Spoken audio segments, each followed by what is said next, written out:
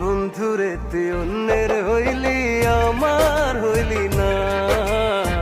বন্ধুরে তুই কথা দিয়া কথা রাখলি না। একটু একটু কইরা তারে মানাইছিলাম পোষ, মান করিয়া বসলেই নিতাম নিজের ঘরে দোষ। সেই পাখি যে কেমনে থাকে আমারে ছাড়িয়া।